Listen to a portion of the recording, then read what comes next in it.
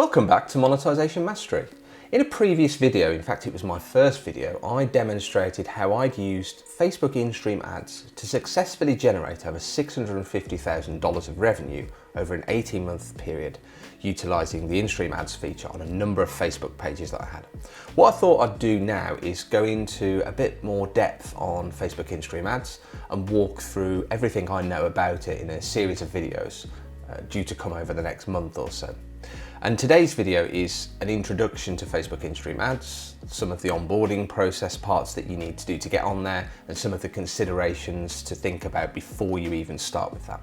So before we go any further, please subscribe to the channel, select the all notification bell so that you don't miss any videos from me, leave me a thumbs up if you like the video, and of course leave me a comment down below and let me know about which elements of Facebook Instream ads you're struggling with or you want some more information on, and I'll be glad to look at helping you out on that. So without further ado, let's get stuck in.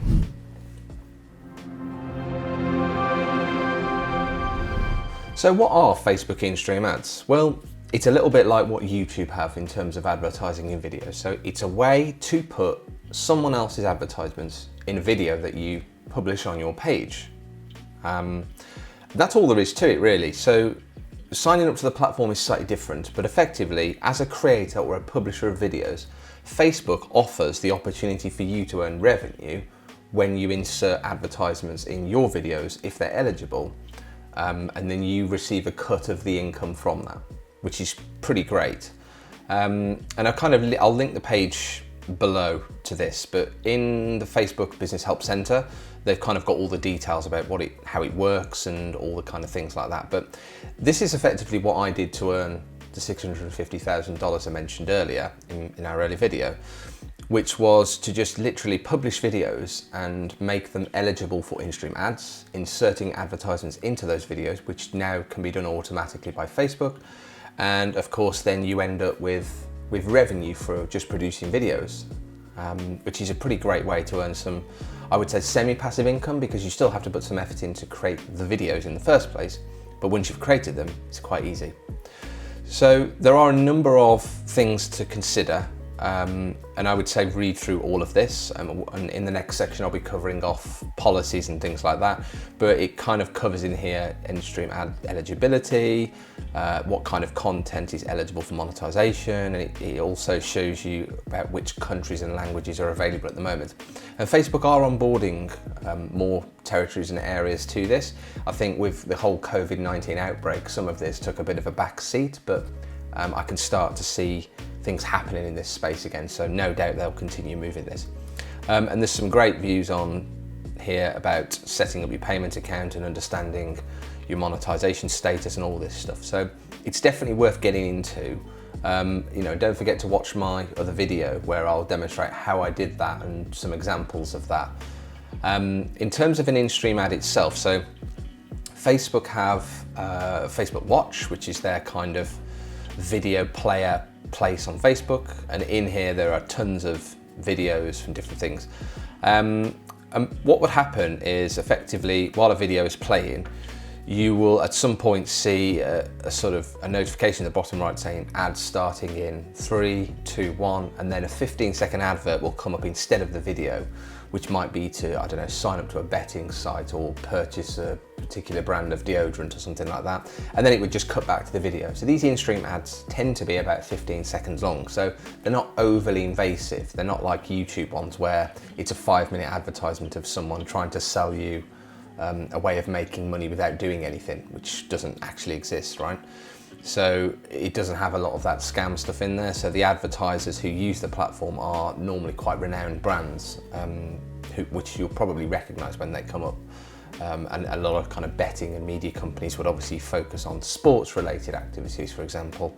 Whereas if the show was about comedy, there might be an advertisement about comedy. So, and like I say, literally it could be anything, right? Any video could potentially have them in, provided that it meets the content monetization policies, which is good to know. So in order to be eligible for the Facebook Instream ads feature, which used to be called Facebook ad breaks for anyone confused, there are a number of things that you need to be able to achieve to demonstrate that your page is eligible for the program.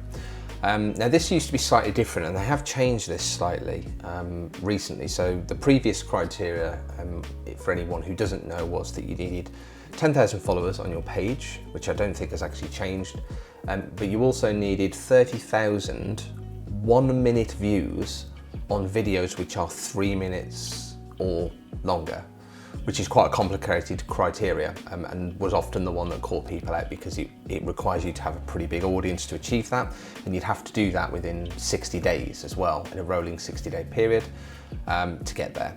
So they have changed this slightly. So the 10,000 followers rule is still there, which is this. So I'm just using a kind of dummy page to show this, and it shows also that you now need eligible minutes viewed, and it talks about having a total of 600,000, and it calls it on demand, live or previously live minutes viewed. What that really means is just videos on your channel. It confuses things by mentioning on demand and live and things like that. It's not true at all. What it means by on demand is just if there's a video on the page that anyone can watch at any time, then it's that really. So I don't know why they've confused this. But obviously you can't include boosted video watch time, so you can't use Facebook advertising to push that stuff, and also you can't use cross-posted or paid watch time to eat into that either. So any kind of advertisement you do on a video to push that in, you're going to have a problem using that when you're growing your page. And I'll talk more about that kind of onboarding process and getting followers in another video next time out. And you also need 5, and again they've put on demand or previously live videos. What they mean is you've got to have 5 videos on your page. So you need to publish them. So for this one, it's probably missing 1 video. It's probably 4 videos posted and 1 to go. And then that piece of criteria would be done. Obviously there's a long way to go with followers in this particular example. The key one is the partner monetization policies. And that's something I really wanted to stress, because they are probably the thing that trips people up. So we'll have a look at that in a second.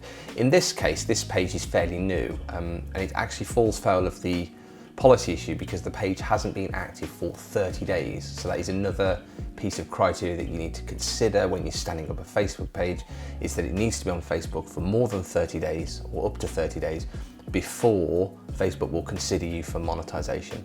And for obvious reasons, that's to make sure someone hasn't stood something up at short notice and is just trying to spam the platform and then get off without anybody noticing it happened. So it's time for Facebook's algorithm and system to sift through pages and make sure that they're basically vetted and that they want them on that platform. And it is also a chance for them to kind of check the videos that you've posted in that period against the partner monetization policies and see whether your page should be eligible for monetization, which hopefully it is. So probably the biggest thing that trips people up when it comes to Facebook Instream ads is the partner monetization policies. This is where a lot of people don't invest the time up front to make sure they understand all of the rules and everything that you can and can't do on the Facebook platform. And just so you know, and anyone who's experienced this will know it firsthand, it is so quick for Facebook to take your monetization features away from you, and sometimes infinitely impossible to get them back. So it's a little bit like Google AdSense, you know, a few strikes and you're out. Facebook are a little bit more difficult to predict on how they're going to react. So what I would suggest is that you actually do read these in advance before you even think about what niche and page you're going to do, because you may find that you're not allowed to do certain things. So there's all sorts of things in here, but basically the partner monetization policies are a kind of overarching set of standards which it gives you kind of guidance, I suppose, about what you should and shouldn't do and the things you can be allowed and can't be allowed, and sort of where you can do it, how you can do it, all this kind of stuff. So it gives you details of like sort of eligible countries, in terms of like sharing authentic content. It suggests that if you're not sharing sort of inauthentic content like fake news and stuff like that, sensationalism, then you might not be able to monetize. Original content, this is what catches most people out, is the whole limited originality of content. So that's a massive, I would say, blocker for a lot of creators now, in that you need to be very compliant with it. You know, authentic engagement, not kind of enticing views and likes and trying to get people to watch your video in return for something, that kind of stuff. You know, there's lots of rules. And it kind of covers them off, but there's a load of content monetization policies which are embedded within this. So if I click on this content monetization policies here, This gives me a full breakdown of other things that you can't or can't monetize effectively. So, you know, it talks about static videos, which have got images in them, slideshows don't work, videos that loop, not allowed, text montages of things will eventually get demonetized. So they're saying basically you can't do certain things like this. There's all sorts of other rules about soliciting engagement, cheating and gaining an unfair advantage, hacking, tampering. I mean, some of these are quite extreme examples, but you know, engagement bait's probably one of the ones that is very easy to get caught out on. So that's like trying to entice people, saying, please click on this, it means a lot, or please share this, it means a lot, which is in direct contrast to like YouTube, for example, where you're encouraged to tell people to subscribe to the channel, share the video on social media. They don't frown on that. Facebook see that as a bit of engagement bait, so you have to watch out for that.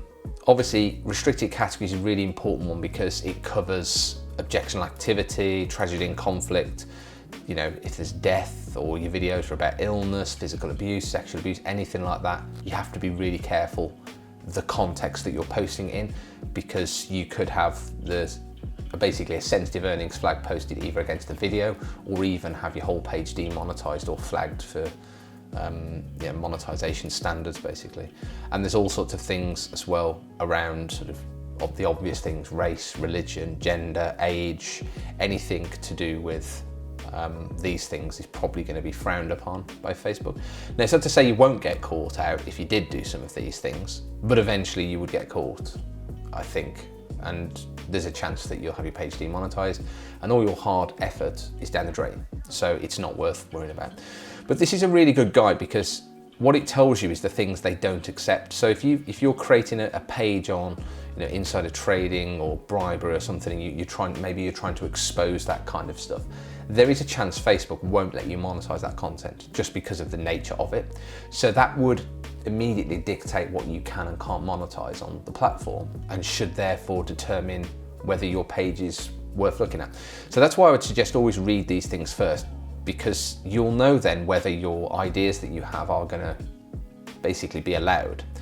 There's lots of other things on here: sexual activity and suggestive activity. It even talks about strong language. Now, I have seen a lot of videos on Facebook with swearing in them and profanity, normally done in joke form, such as innuendos and crude gestures, and basically just slurs in comedy programs and things like that. And often they don't tend to get flagged, but again, they've put it in the guidance, so it's just something to bear in mind. If it's your content and you are building your own Facebook brand and page, I would be really careful about how much of that you put in there. Maybe bleep things out, that kind of stuff. And there's other things in there, right? So it's definitely worth reading these. Don't skim over them. I mean, this is just the content monetization policies. If we look at the community standards, there's a whole host of stuff here as well around violence and incitement, dangerous individuals and organizations, coordinating harm, fraud and deception, regulated goods. I mean, literally it goes on and on, but it does give you a very, very good sense of what kind of serious topics you can and can't post about. Generally, comedy, you're probably going to be okay, but you just need to make sure that you comply with it, because these rules give Facebook an opportunity to shut you down, and it's not that black and white. So if you see a rule in there that says it doesn't talk about self-injury, Facebook could still flag your content if they feel it's close enough to that topic, and it's on a case-by-case basis. And that's the biggest challenge, is there's no scientific rules as such around it. You just have to be as far away from these things as you can when you're doing them, and make sure that you're not posting stuff like that. You know, if you happen to post something about an eating disorder, even if you were doing it in a genuine way, in a journalistic fashion, and maybe trying to highlight the problem that we have as a society with it, and confidence and kind of mental health and things like that, there is still a chance Facebook could say, this is too sensitive to put advertising in, so we're not going to do it. And it seems a little bit counterintuitive, but that is how Facebook see things, because the advertisers who want to advertise in videos don't really want to be associated with these kind of things. They want positive actions. So sad news stories aren't really a good place to put advertising anyway. So those are just some things to bear in mind. But I would definitely say the community standards, partner monetization policy, the content monetization policies, get familiar with them, be friends with them, because you're going to need it a lot in the future. So just to summarize, Facebook Instream ads is a really powerful platform, and you can earn some great revenue if you've got the right kind of content to put in there. But you have to be very, very thoughtful of the type of content that you're going to put on page. You need to make sure it complies with Facebook's policies, their terms and conditions, community standards, content monetization policies. It's not just about the content, it's how you deliver it as well. So ripping off somebody else's video is not a good idea, you'll get demonetized. I've talked about that in a video around limited originality of content, which I'll link in this video somewhere so you can see that and maybe understand a little bit more from that side. So that was an introduction to Facebook Instream ads. What I'm going to do in the next videos is start to get in a little bit more about onboarding and how you get through that process and the kind of things you might need to do, how you can get more followers, how you can create videos that work in the right way for you, creating engagement, how you can grow your fan base, all those kind of things. So I'm going to keep this running throughout the series. So thank you very much for watching. Really appreciate any of you viewing still at this point. If you liked the video, please give it a thumbs up, leave me a comment, let me know which bits you liked or didn't like, and of course, open to any comments, anything is welcome, so please feel free to comment below to your heart's content. Please subscribe to my channel, that really helps me grow and get more of this in front of more people. And of course, click the all notification bell, which is all important so you don't miss any updates from me, and I will see you in part 2 of this Facebook Instream ads series. And how you can better use that tool to your advantage. So thank you for watching, and I'll see you in the next one.